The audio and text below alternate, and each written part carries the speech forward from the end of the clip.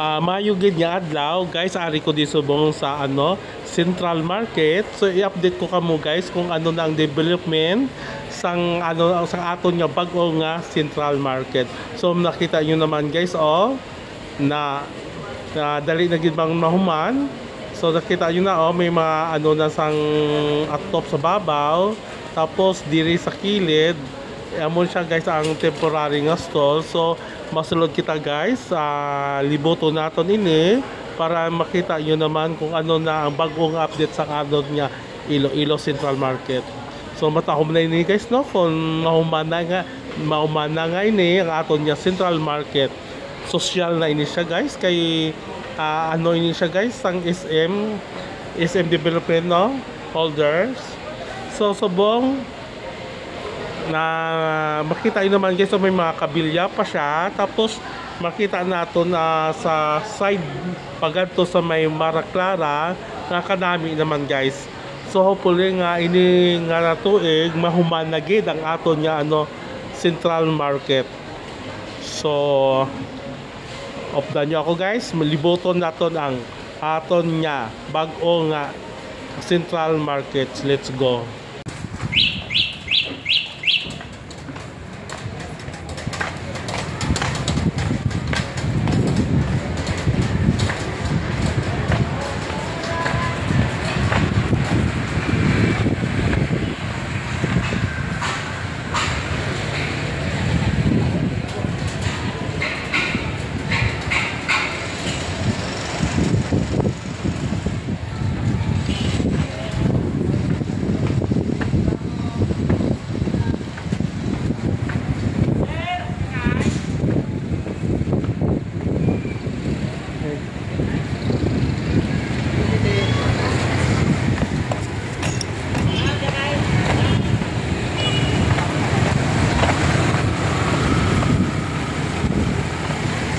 So diri guys, maagi kita diri sa may kilid.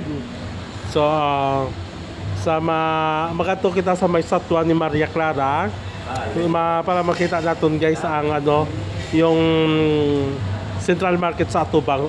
Guys, yung Gaisano Capital, Gaisano Bangko, tapos sa may sa may gilid ni guys amo ni ang mga temporary nga stall diri sa may Central Market. So masulod kita di guys sa kilid para makalusot kita dito sa pagkato sa may statwa ni Maria Clara. Tapos dito kita video para makita natin guys ang atubang sa aton nga Central Market.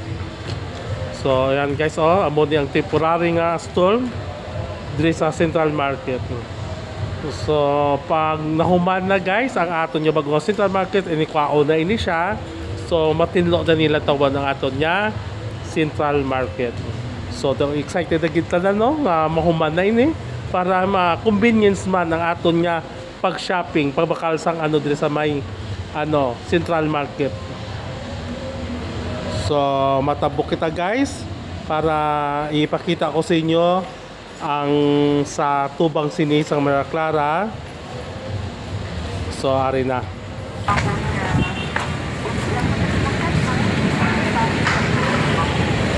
Wow, katahom guys kita nyo naman dali na gid man man.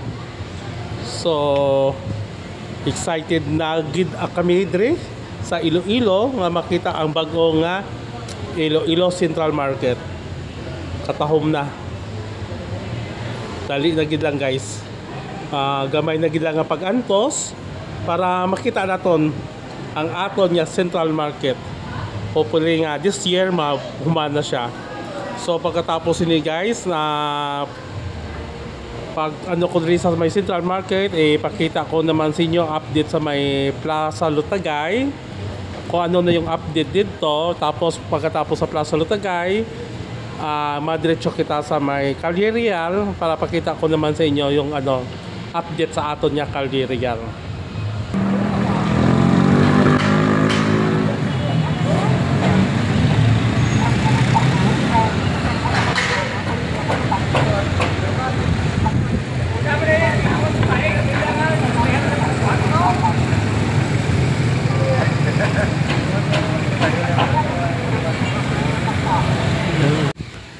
So, malakati kita guys. Magato na kita sa Plaza Lutagay. So, off down niyo ako.